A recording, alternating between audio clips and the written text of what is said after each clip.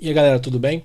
A gente vai dar prosseguimento aqui ao nosso estudo sobre resposta e frequência de amplificadores, falando agora da análise de alta frequência dos amplificadores diferenciais. Né? Aqui eu vou fazer um apanhado do amplificador diferencial com carga resistiva e com carga ativa também, porque acho que não tem conteúdo para quebrar isso em dois vídeos não. Primeiro falando sobre o circuito de um par diferencial com carga resistiva, que a gente já discutiu várias vezes, né? Onde a gente poderia aqui ter uma saída diferencial, né, que geraria várias vantagens, né, que a gente não vai retomar isso não.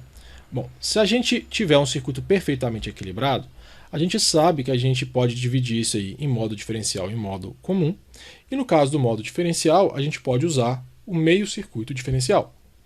Né?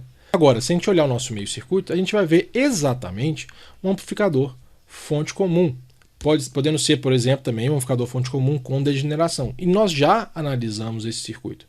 Então, todas as definições que a gente levantou para esse tipo de circuito, né, algumas aulas atrás, podem ser trazidas para a análise do amplificador diferencial. Então, do ponto de vista de banda passante, esse amplificador é basicamente um amplificador fonte comum. Então é importante porque a gente sabe que o fonte comum ele traz uma frequência de corte mais baixa do que os outros elementos que a gente já estudou até agora e ele vai acabar sendo um elemento crucial na determinação da banda passante de um amplificador multiestágios. Então ele não pode ser ignorado. Mas a análise dele é bem mais simples, né? Que a gente já conhece. Do ponto de vista do circuito de modo comum, a gente também pode levantar um meio circuito de modo comum. Né? Agora é importante aqui comentar que a nossa fonte de corrente, né, ela vai contribuir também com a presença de uma capacitância CSS importante. Né? E do ponto de vista só de modelagem, a gente sabe que a impedância de saída da fonte de corrente a gente acaba multiplicando por 2 na montagem do nosso meio circuito. Né? Como a gente está aumentando a impedância, a capacitância CSS que a fonte de corrente possa trazer para o nosso circuito, ela vai aparecer no nosso meio circuito dividido por 2. Porque aumentar a impedância de um circuito capacitivo é reduzir a capacitância. Né? É bom sempre lembrar disso. Tem gente que confunde. Bom, mas se a gente olhar esse circuito agora, o que eu tenho é um amplificador fonte comum com degeneração, só que com mais uma capacitância. E essa capacitância agora ela tem que ser levada em consideração. Beleza? Então vamos olhar aqui um pouco sobre esse circuito. O que eu vou fazer? Eu vou aglutinar a resistência RSS e a capacitância CSS numa impedância. Beleza?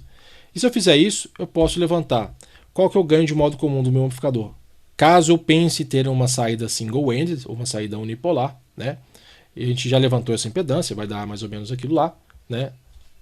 E se eu tiver uma saída bipolar ou saída diferencial, a gente sabe que só vai existir ganho de modo comum caso haja algum erro entre os braços do meu par diferencial. Assumindo que existe uma discrepância entre as impedâncias de dreno, eu vou ter aquela expressão ali também. Beleza? Isso vai mostrar o seguinte, a gente tem um zero, né? A nossa fonte de corrente traz um zero para a nossa função de transferência, que é dada por 1 sobre CSS RSS. Beleza? Bom, a gente pode lembrar então que o nosso circuito aqui ele tem também polos e zeros produzidos pelas capacitâncias de junção do meu transistor. Só que uma coisa importante é, como o RSS é um valor muito alto, esse polo vai acontecer numa frequência muito baixa, né, em relação a esses outros polos e zeros que as capacitâncias de junção do meu transistor possam trazer. E aí a gente vê o seguinte, que quando a gente vai ver o ganho de modo comum, ele acaba sendo muito baixo para frequências baixas, né? E a partir do nosso zero, ele começa a aumentar, até encontrar os polos do meu transistor, né, que vão, de novo, estabilizar ou até atenuar esse ganho. Né? Então, como a gente se importa muito com o ganho de modo comum na região de baixa frequência, que é onde realmente a gente pode determinar o nosso CMRR, esse zero acaba sendo mais relevante do que os polos do meu circuito. Agora, se eu quiser determinar, por exemplo, qual que é a resposta frequência completa desse circuito, eu vou ter que olhar o seguinte, olha, de modo comum, como a gente acabou de comentar, esse zero é muito relevante, e de modo diferencial, a frequência de corte superior vai ser determinada basicamente pelas capacitâncias de junção, né, do nosso circuito. Beleza? Se eu compor agora essas duas informações, eu posso determinar qual que é a resposta em frequência do meu CMRR, ou seja, da rejeição de modo comum. A gente vai ver o seguinte, que a gente tem um CMRR elevado na região de baixíssima frequência aqui, né? A partir do zero do meu circuito de modo comum, eu começo a atenuar a rejeição de modo comum, CMRR, e a partir do polo de alta frequência, eu acabo tendo, então, mais uma atenuação. Mas para fins de definir uma banda passante para o meu CMRR, se eu pudesse fazer isso, né, vocês podem ver que a limitação é muito mais significativa com o zero. Então esse zero aqui do meu circuito de modo comum, ou seja, os valores de capacitância de saída e impedância de saída da minha fonte de corrente são muito importantes para a gente determinar para qual faixa de frequências a rejeição de modo comum do meu amplificador é alta, né? Aí vai ser determinada muito pela fonte de alimentação, beleza? Bom, se a gente olhar agora o circuito com carga ativa, ele também vai trazer algumas questões de modelagem que a gente pode pensar. Primeiro é que a gente pode incorporar as capacitâncias CGD do meu transistor Q1 e a capacitância CGS do meu transistor Q3, né? A gente pode fazer uma modelagem, usar o teorema de Miller, o que for. A gente pode aglutinar essas capacitâncias aqui no CM, beleza?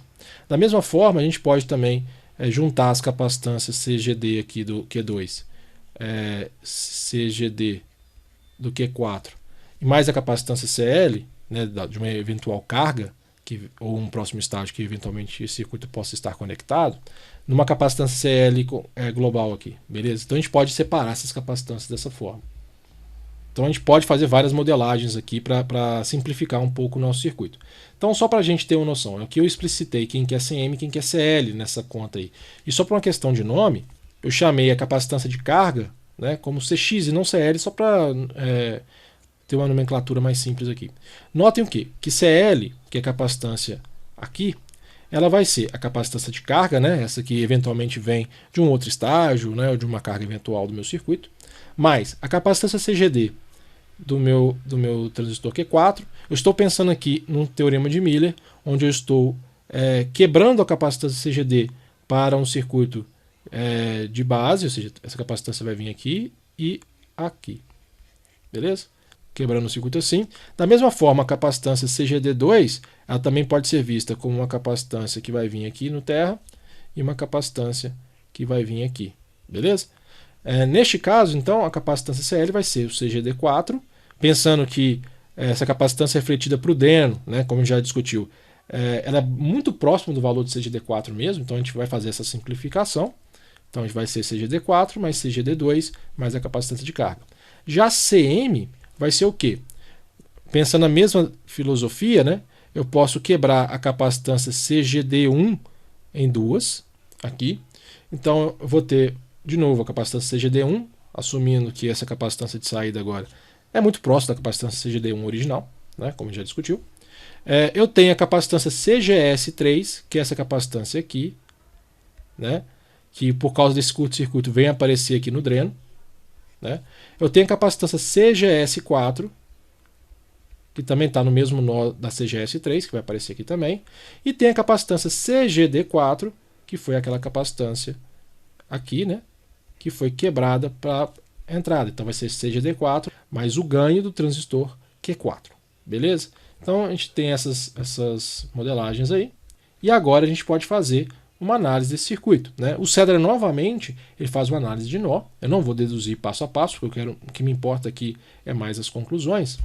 Então a gente vai ver o seguinte, que a função de transferência desse circuito vai ser basicamente o ganho de frequência média, que é GM-RO, onde esse RO aí é o paralelo de RO4 com RO2, como a gente já conhece. Né? A gente vai ver agora que essas capacitâncias vão dar origem a dois polos e um zero, beleza? Então, olhando para o zero aqui, é basicamente o capacitor CM, e dependente da impedância paralela aqui de Q3, que é 1 sobre GM3 mais ou menos. Né? E esse polo aqui também, que está nesse parênteses, tem mais ou menos o mesmo valor. Né? De forma que a gente pode ver que a frequência do zero e a frequência do primeiro polo, que vai ser basicamente, né, se a gente fizer uma dedução, algo em torno de GM sobre CM. Beleza? Então, próximo disso. E se a gente for olhar a matemática aqui, a gente vai ver que essa expressão é muito próxima da frequência de transição de um transistor, né? que lembra, é a maior frequência possível que um transistor pode operar ainda como um amplificador, né? Então é uma frequência muito elevada. Tanto o polo quanto o zero, eles vão estar numa frequência muito elevada e muito próximos entre si. Já o segundo polo, né, vocês percebam que ele vai depender da capacitância de carga, né, essa composição aqui, e a resistência de saída do meu par diferencial, que é uma resistência relativamente alta. Então, essa frequência, esse ômega P2 aqui, ele vai acontecer numa frequência muito mais baixa do que o ômega P1 e o zero, de forma que ele vai ser dominante, né? O que eu quero trazer com isso é que a frequência de corte superior vai ser basicamente determinada por ômega P2 e a gente pode escrever ela como sendo basicamente 1 sobre capacitância CL vezes RO dos transistores dividido por 2, que vai dar essa expressão aqui, beleza? Se a gente for olhar agora isso do ponto de vista de gráfico, só para a gente ter essa noção, né? Aqui ele escreveu a resposta frequência do GM, né? Lembrando que o ganho, né, do meu circuito é basicamente GM, né, o módulo do ganho, basicamente GM-RO, como o RO é fixo, então o GM que mexe com a frequência, né? Então, basicamente eu tenho que em baixas frequências esse GM é igual ao GMzinho de um transistor, né? Quando eu encontro a frequência do polo 2, eu tenho uma atenuação, né? Depois, quando eu encontro o zero, esse circuito se estabiliza, né? E eventualmente com o polo isso pode acabar caindo um pouco mais, né? Com o polo 1. Mas no final das contas, o que ele está querendo mostrar para a gente? Que a frequência de corte é basicamente determinada por ômega P2, que dependendo da distância entre o FZ e o ômega P1, eu posso ter um outro platô aqui, onde esse ganho é reduzido pela metade. É isso que ele estava querendo nos mostrar. Beleza? Tranquilo? Tá, no frigir dos ovos, quem que é importante? O amplificador com carga ativa, se eu quiser determinar a banda passante, eu vou olhar mais para esse capacitor do que para esse, o que simplifica muito, né? Porque esse capacitor é onde eu vou ter o acoplamento com o próximo estágio. Então, eu sei que ali eu tenho um elemento dominante para poder analisar, né? E eu vou ignorar os outros capacitores do meu par diferencial. Então é isso, gente, sobre o par diferencial. Espero que vocês tenham entendido. Na próxima aula a gente vai finalizar essas discussões sobre os amplificadores, né? A banda passante dos amplificadores, com os pares CC-CE e CC-CB. Beleza? Então até a próxima aula. Um grande abraço. Tchau.